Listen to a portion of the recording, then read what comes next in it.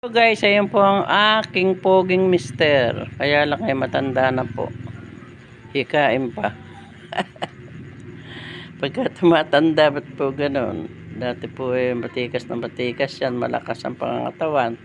Nang tumanda, yan po sa kasipagan, nagkahika. Kahit tinihika po yan panay pa ang gawa pa niyan. Yan Marap ka rin Uy! Ayan kahit po matanda na yan, pero pogi pa naman din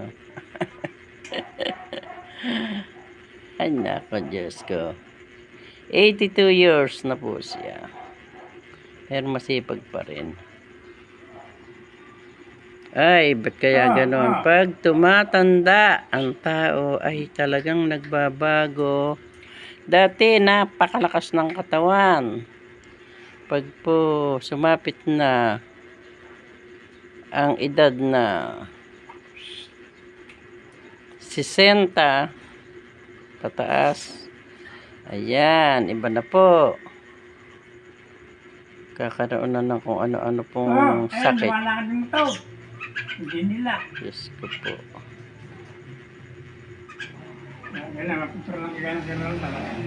Ay, nako.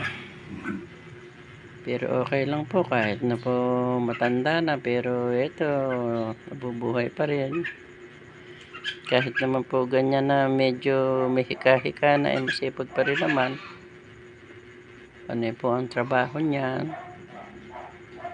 Yan. Talagang ganon. Pag matanda na, nagbabago na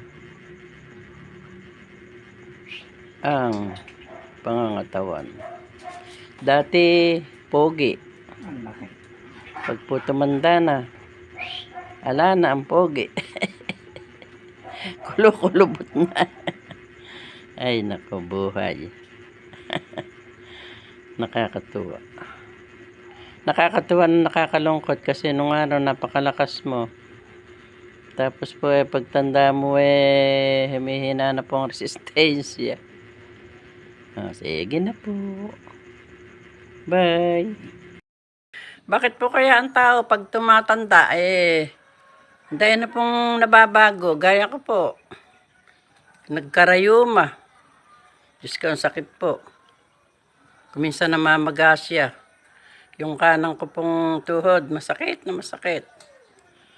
Kaya kasi ako naman po kasi kahit na po bawal nakakain ko, kaya siguro ganoon.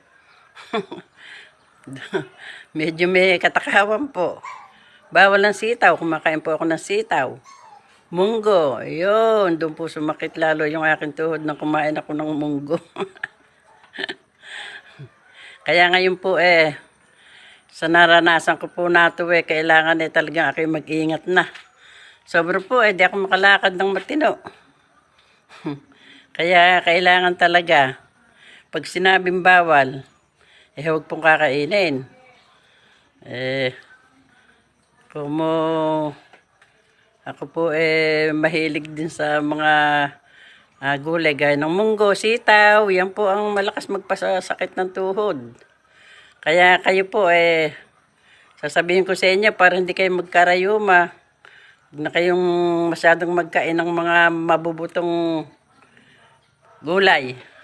Hindi po ang bawal Kaya ito, nagtitiis po ako lumakad. Yan po si bunso ko, nakaduyan na. Yan, nagre-relax. Yan, dito kami sa aming bodega.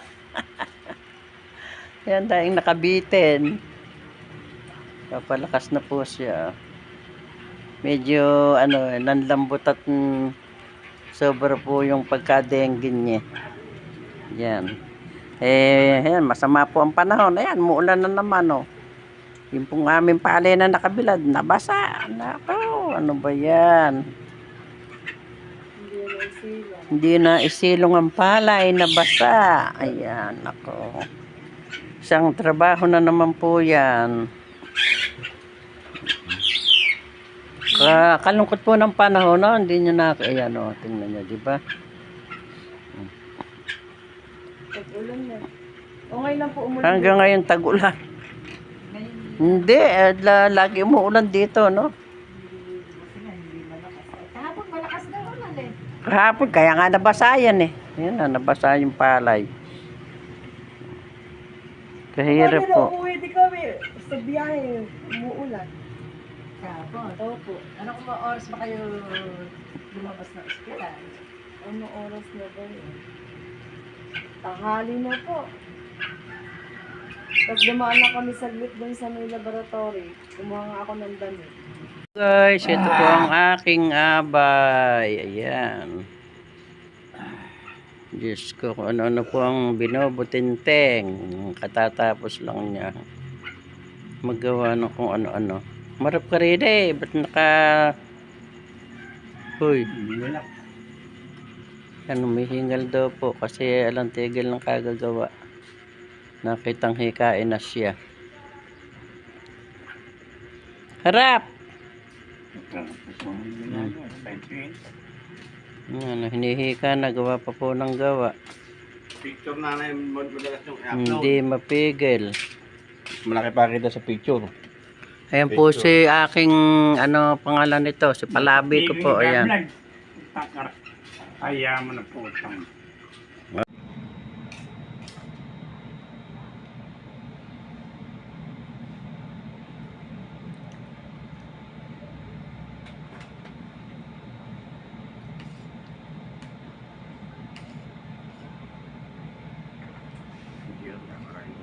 Pumayat ka na.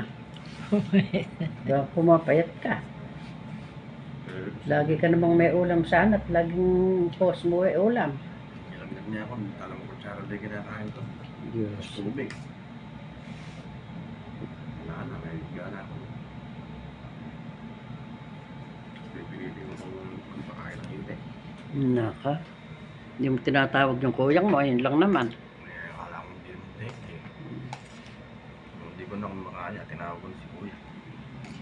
Hindi na ako mabukat ng Ano ba yung pinakikibalataan mo ba yung itlog kung sumusulong o ano? Oh, deliver na yun. oh, sino nag-deliver? Sabi ko, try muna niya kung bilangin ko yun. Hmm. Kasi sa loob na 4 na araw, nakakaipon ako ng ulang 1 doon. 1 to ano? Look, 1,200 dapat bibilan sa isang Itik, yung itlog. Ah, yung itlog. Ano? nagbibi na nung nasa ako. Sa magkano? 10,000 ba yun eh. Ay, ganun ba? Eh, saan ka nagrarasyon ng ano? Doon na kay engine eh, sa pita. Sa pita. Okay, boy. Doon ka lang naguhulog sa kanya. Mainam naman, mainam yung may pirmihang gano'n na ano. Hindi ako sumasaya lang. Hindi ba pwedeng ano? Hindi ba pwede sila nalang kukuha doon sa bahay mo? Ayaw mag-deliver.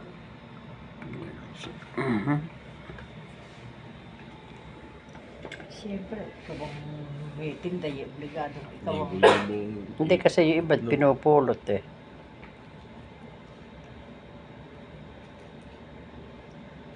Eh, yung cholesterol mo okay naman daw. Ha? Panay pa naman baboy ang ulam mo. Kung ikaw eh Tapos ng kamote ulo. ikaw eh mag-ano eh, Hindi mo tuyo eh. puro parni ang inaan mo eh. Pag nadagang itlog. Diyos, Sama sa itlog eh. bibigyan mo lang kami ng reject. May reject ba? Sandala ako din, di ba? May reject ba? Mga basa siguro, kahit naman natabasa, kinukuha rin ni Boy, ano, ni engineer eh. Wala akong pinipili yun. Kaya nga, Mainam. kagaya nung iba na... Ito marami. Kahit marami kinukuha. Eh, wala lang kasi itlog na pula. Ginagawa niya lang ng ginagawa itlog lang eh. palang itlog. Tapos yung kapatid niya, balot. Kainan pala ng negosyo nila. No? Yun ang ano niya talaga.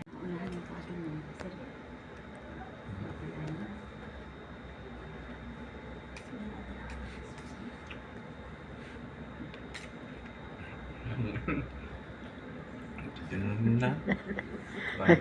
Ayan po yung nadengge, lakas na kumain.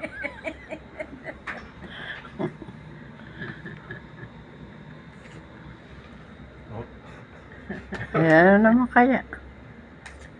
Medyo. Basta kumain ka na kumain. Baka- Nakakita ko kumakain. Baka mag-viral. Baka lahat na subo ko yung video nito. Ayan po si Idol Palaboy na dengue. Hina ng loob. Tinanggap yung dengue. Gusto pa may kusog dengue na.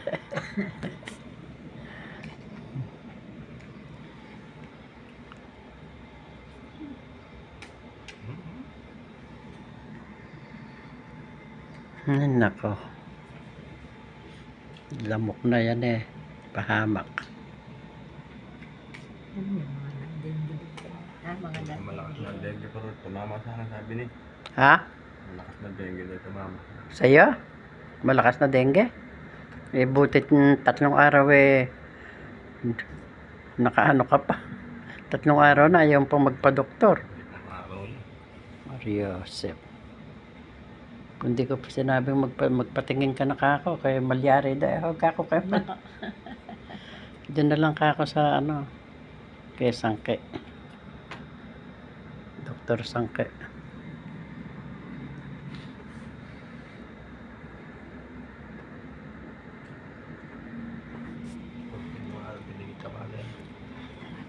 Eh ano daw bang, Gusto mo tara? ba't ilang klase ba yung dengue roll da? Ayan guys, dito po kami ngayon sa ospital. Dinalo ko po yung aking anak na dengue, si Roldan. Ayan po siya. December na ito. Oo, hanggang December mo namin magagamit. Alin? Yung kanyang? Impilhan po. Bakit? Kahapon ko lang po na impilhan eh. Hindi pa manggamit. Magagamit po. Basta kinukuha po sa barangay, sa munisipyo natin. Yung incapability. Incapable. Pero yun, isang taon Mga lang na yun. dengue. January, magbabayad na siya. Pero i-check muna, baka i-ren niya ng review. Sarap ng dante. Muna. Uso po dengue ngayon dito. Laman naman. Meron, meron. Meron?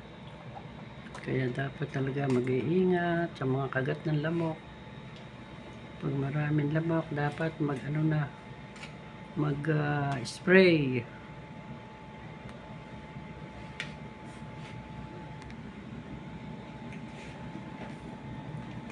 Nauuso ang dengue pagka ganyang tagulan.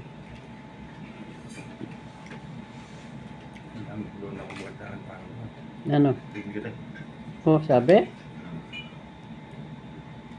Eh, buti, hindi ka yung bang nagbawa, yung bibilaw-bilagid, yung nagkapantal, di ka naman nagkaroon ng gano'n di ba? Ha? Buong katawan mo, mera? Nagpantal-pantal. Nagpantal-pantal ka ba? Tinan mo, ayaw mo pang magpadala noon, yung ganyan. Kaya may gumagatong na talagang sa Hmm. Buti. Kaya nga, kailangan di ka na. Kaya nga, pagka pagka dalawang araw ka nang hindi nilalagnat ka at hindi ka gumagaling, dapat talaga magpatikin ka na sa doktor. Ganon. alam ko pinaulanan doon. Huwag mo Dahil nang, naglalagay ako ng ipa eh. huwag mo nang hihintayin na kasi uso nga ang dengue. Kaya talaga dapat pagka halimbawa at nilagnat ka, 2 araw, may inom ka ng gamot, 2 araw, ayaw ka pang gisawan, alam mo na gagawin mo, magpunta ka na sa doktor, di ba? Kesa sa lumala pa. Alam mo naman yung dengue. Hirap ding kalaban yan.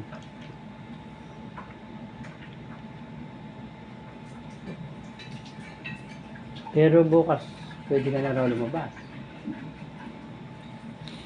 Ako ano yun, mag-angatan. Ha? Hindi ka mag-angatan. Sa kabila. Oh, kaliliit na ng bunga ng papaya namin. Wala ng bunga pala. Ayun, may hinog na isa karling. Kunin mo na isa na yan. Ayan, mapula.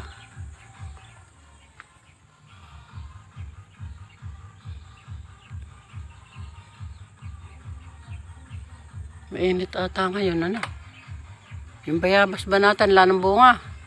Mali. Sarap sa bangus yun eh.